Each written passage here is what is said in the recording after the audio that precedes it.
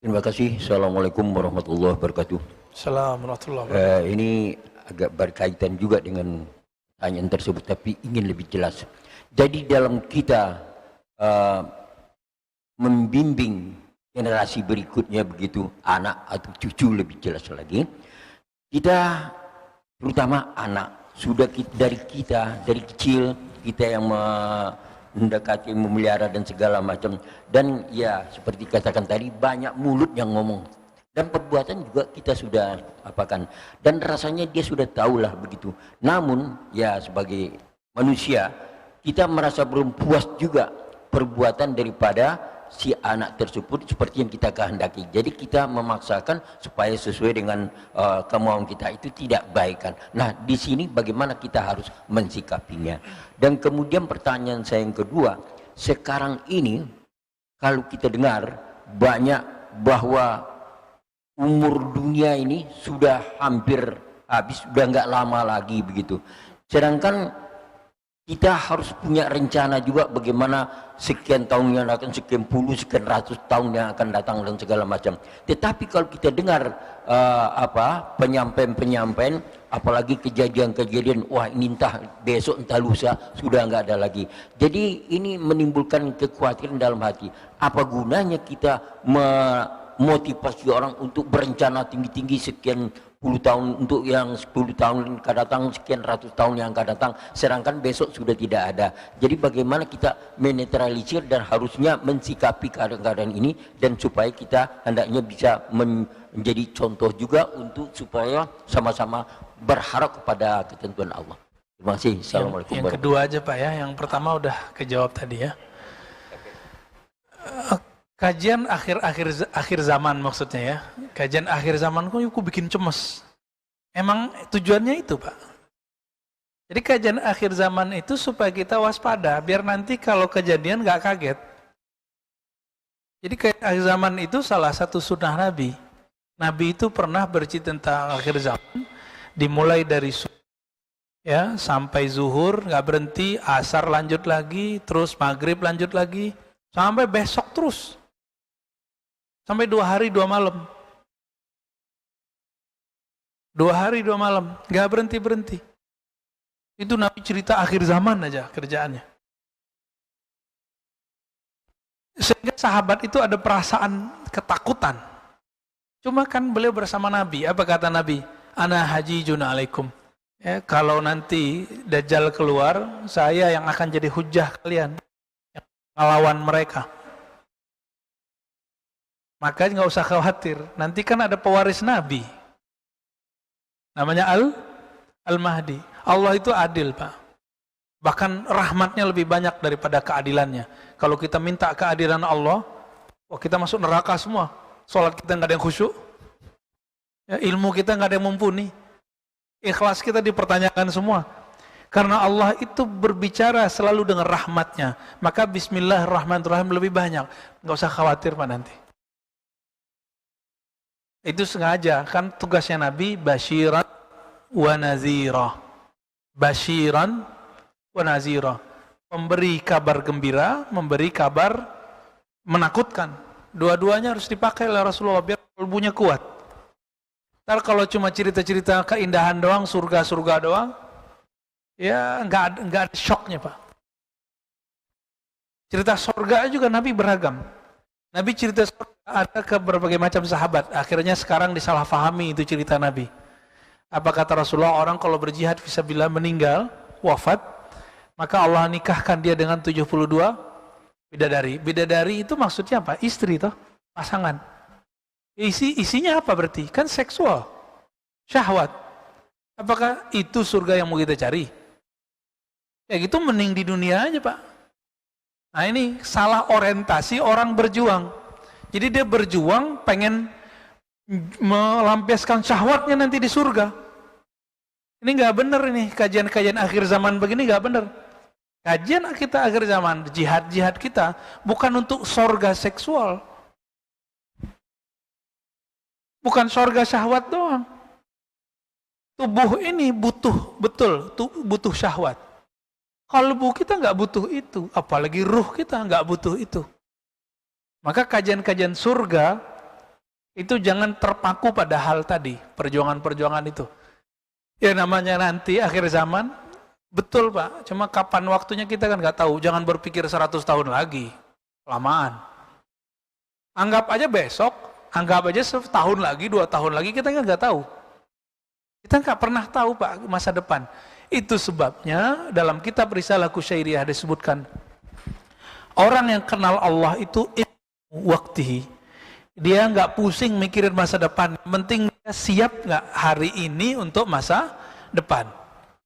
Ilmu apa yang bisa membuat orang siap di masa depan? Hanya ilmu mengenal Allah, nggak ada lagi. Nggak ada lagi Pak. Hanya ilmu mengenal Allah. Maka nanti bisa dibayangkan, Konstantinopel itu ditaklukkan itu dengan cara takbir. Dajjal itu keluar, dia bilang hujan, hujan. Dia bilang gak hujan, gak hujan. Bisa Pak ngelawannya pakai panah? Bisa ngelawannya pakai push up? Pakai pistol? Gak bisa. Udah gak ada pistol nanti tuh. Senapan udah gak ada ntar tuh. Lalu pakai apa ngelawan Dajjal itu? Dajjal itu misinya cuma satu, membuat orang musyrik. Lawan musyrik apa? Ilmu tauhid. Ilmu tauhid caranya cuma ma'rifatullah, mengenal Allah sekuat-kuatnya. Ini baru COVID aja udah ketakutan. Kita nggak takabur, nggak boleh takabur, tapi jangan ketakutan juga gitu. Ini virus ketakutannya lebih berbahaya daripada COVID, ya kan? Lebih berbahaya. Nanti lihat aja Pak, ke depan akan ada penyakit baru yang tumbuh di masyarakat. Penyakit takut yang berlebihan. Coba aja lihat nanti kita tunggu masanya. Ya. Maka kalau nggak punya nih nur di dalam kolbunya, nur nama Allah, ya salam, ya lewat kita. Jadi nggak usah terlalu khawatir Pak. Bapak belajar ilmu mengenal Allah, latihan zikir, praktek setiap hari. Ini yang dilatihkan. Kalau umur Bapak panjang, mungkin jadi pengikutnya Al-Mahdi. Tapi kalau Bapak rajin sholat, rajin baca Quran, di kolbunya nggak ada mengenal Allah, nanti salah orientasi. Benerlah kata Nabi. Nanti di akhir zaman akan muncul ya orang-orang yang baca Qurannya itu Masya Allah ya. Tapi bacaan Qurannya nggak tembus sampai ke leher aja, nggak tembus sebagai ke kolbunya. Orang ini orang simbol, jadi sibuk dengan simbol-simbol agama. Jadi nanti tentara Dajjal yang paling dahsyat itu pakaian agaknya sama kayak orang-orang soleh. Tapi dia mau bunuh orang-orang yang dianggap berbeda faham sama dia. Beda faham politik sama dia, beda faham agama sama dia. Disembelih nanti sama mereka Pak. Jadi kita mesti punya jalan ini. Nggak cukup dengan cuma ngaji-ngaji atau zikir-zikir doang. Harus mengenal Allah Subhanahu wa taala. Jadi jangan senang dulu sama tahajud kita, Pak. Orang-orang yang bunuh Sayyidina Ali itu suka tahajud. Tapi dia tidak punya pengenalan Allah dalam dirinya. Sehingga semakin dia merasa soleh, semakin dia merasa benar. Nah, ini ciri-ciri setan yang ada di dalam dirinya. Setan itu bertahun-tahun, ribuan tahun ibadah di surga. Sehingga dia merasa benar. Maka hari ini siapakah pewaris setan? Yang dia jika dengan banyak amalnya, bertambah riadohnya, latihan-latihan, zikirnya, dia bertambah paling benar. Hati-hati Pak di situ. Ya, yang kita sudah melihat setiap tahun ini dimainin sama setan bertubuh manusia.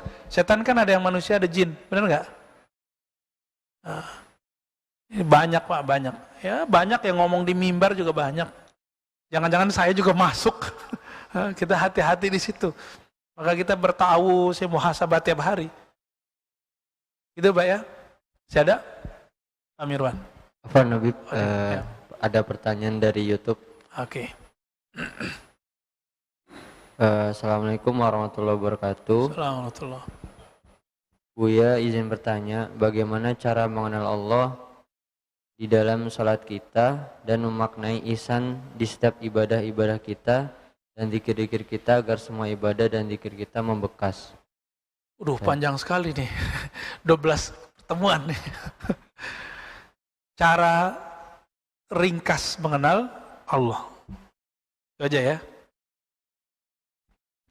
Ternyata cara ringkas mengenal Allah itu sudah dititipkan ilmunya dalam doa iftitah. Wajjahtu wajhiya lilladzi fataras samawati wal ard. Aku hadapkan wajahku kepada pencipta langit dan bumi. Tubuh kita ini dari bumi. Sedangkan roh kita ini satu jenis, bahkan lebih mulia jenisnya daripada malaikat. Yang mereka ada di langit. Roh-roh para nabi ketika nabi naik ke atas, itu kan di mana? Ada di langit gak? Ada di langit, Pak. Bahkan lebih tinggi lagi, jadi mereka bebas mau kemana aja. Maka roh ini dari sisi Allah. Sedangkan tubuh ini dari tanah. Ketika kita sholat, kita pulangkan semua itu kepada asalnya. Pulangkan tubuh kepada tanah, berarti kita hina. Kembalikan roh hanya kepada Allah. Nah itulah innalillahi wa inna ilaihi raji'un ketika dia orang itu belum mati. Ini yang disebut mutu qobla'an tamutu, mati sebelum mati. Jadi cara ringkas mengenal Allah, matikan diri sebelum, itu caranya yang tadi. Ya, wallahu taala alam. Ini pengennya ringkas ya. Kalau pengen yang ribet ada lagi. Ada tahapannya, fadal. Ya. Buya, masih ada pertanyaan dari YouTube. Assalamualaikum Buya. Izin bertanya, apakah rasa resah dan gelisah bisa jadi karena gangguan jin? Enggak. Nah, ini mohon maaf ya Bapak-bapak yang suka ruqyah. Ruqyah itu sekarang banyak yang sudah terjebak kepada praktek kebatinan. Bukan ngikutin sunnah Nabi lagi. Rasa resah itu sebabnya cuma satu. Surat Ar-Ra'd ayat 28. Ketahuilah hanya dengan menyebut nama Allah, qalbu menjadi damai, tenang. Maka dibalik, ketahuilah qalbu menjadi resah, gelisah jika tidak menyebut nama Allah. Biasanya nanya lagi tuh orang, Ustadz saya sudah zikir, saya sudah nyebut nama Allah. Kan sudah. Nyebut nama Allah nggak ada kata sudahnya. Ya. Al-Ahzab, ya lazina amanu zkurullaha zikran katsira. Wahai orang beriman, sebut nama Allah sebanyak-banyaknya. Maka kebahagiaan orang di dunia, ketenangan jiwa orang di dunia itu tergantung berapa nama Allah yang dia simpan di kolbunya. Berapa time, berapa lama dia menyebut nama Allah dalam jiwanya. Jadi bukan karena jin. Jangan buruk sangka, nanti jadi penyakit jiwa. Ya, jadi orang-orang yang suka berprasangka kepada jin, jin jadi bingung, kok nyala-nyalain gua? Ya, nanti jadi gila-gila separuh Pak, khawatir. Kalau datang ke dokter psikiater, dibilang wah ini punya masalah kejiwaan, ini kan bahaya. Ya, isi saja dengan nama Allah. Kalau belum tahu tekniknya, cari ahlinya. Ini kesalahan kita cuma satu aja, sakit fisik datang ke dokter fisik, dengan sakit kolbu nggak mau datang ke dokter kolbu. Atau bingung kali ya, bingung, ini banyak di ustadz yang mana nih? Jangan-jangan ustadznya juga bermasalah kolbunya. Ya semua kolbu kita bermasalah, ngerti nggak cara menyelesaikan masalah? Nah, carilah guru ustadz bukan yang suci, tapi yang bisa menyelesaikan masalah itu. Gitu, dia tahu tekniknya. Ada lagi? Cukup. Terakhir ya. Assalamualaikum warahmatullahi wabarakatuh. Assalamualaikum. Tadi ma'ruf artinya mengingatkan ya Ustaz ya? Bukan ma'ruf amin Pak ya? Itu dia saya mau tanya. Saya mau tanya mau mengingatkan ma'ruf amin tapi ya susah masih ini. Ya. Pertanyaan saya begini Ustaz, tadi dikatakan kan banyak. Kalau orang atau calon-calon minta doa kepada ulama supaya dia jadi gubernur, jadi bupati atau apapun namanya. Berdosa enggak ulama ini untuk mendoakan orang ini? Karena dia tahu ini bukan untuk kebaikan, untuk mendapatkan sesuatu dari orang itu. Demikian. Assalamualaikum warahmatullahi wabarakatuh. Namanya ulama, tentu dia lebih mengerti dari kita. Itu rumus pertama. Barangkali hal yang menurut kita buruk, tapi dia melihat ada sisi baiknya. Saya masih ingat dulu Allah almarhum Kiai Hashim Muzadi ya, salah satu kiai yang menurut kita sangat karismatik, dicintai semua golongan ya. Beliau dulu membersamai Megawati, masih ingat? Ditanya orang kan diprotes, Anda kan kiai NU pula, kok malah membersamai partai yang lambangnya merah-merah begini nih? Jawaban beliau apa? Kalau saya tidak membersamai Bu Megawati, maka yang membersamainya orang selain saya yang dia punya agenda lain yang berbeda dengan agenda kita. Pikir-pikir orang ya juga ya. Jangan-jangan begitu Pak. Jadi main-main sandiwaraan ini memang dahsyat. Nabi itu sandiwara, pura-pura bukan Nabi kan 40 tahun. Itu Nabi sandiwara aja itu Pak. Kan beliau sudah ngerti dari kecil bahwa beliau Nabi. Ya sandiwara jadi tukang ternak, jadi pedagang, itu sandiwara Rasulullah. Maka hari ini wali-wali itu juga bersandiwara Pak. Dia ada maksud. Maka rumus pertama Bapak pegang. Namanya ulama yang mengenal Allah, dia lebih tahu rahasianya dibandingkan kita. Dan yang kedua, dosa enggak? Kalau ulama pasti tahu dia cara doa. Kalau yang minta ini orangnya bakal nggak benar, pasti doanya ya Allah luruskan orang ini. Kalau nggak usah deh naikin gitu. Pasti doanya begitu Pak. Atau seperti ulama di Al-Azhar, Syekhul Azhar dan ulama Hayatul Kibar, itu mereka ketika ada ini maju, dilihatlah mana yang paling sedikit mudaratnya. Maka itu yang didoakan beliau. Itu sebabnya kita bingung juga nih, Mursi naik pakai demokrasi, tapi diturunkan. Ternyata di tengah jalan, menurut Al-Azhar sudah ada orientasi yang berubah. Yaitu kan ijtihad mereka, kita nggak paham juga sampai sekarang. Sampai sekarang kan itu orang-orang bertanya, apa nih sebabnya? Oh ternyata ada rahasianya Pak. Ada rahasianya yang kita mungkin nggak susah nerimanya, apalagi kita simpatisan misalnya. Paling itu husnuzon aja sama mereka. Husnuzon sama mereka. Cukup Pak ya. Saya tutup dengan kalimat hikmah tadi. Apapun yang tersimpan di dalam kolbu, maka itulah yang akan terlahirkan dalam lisan, dalam perbuatan.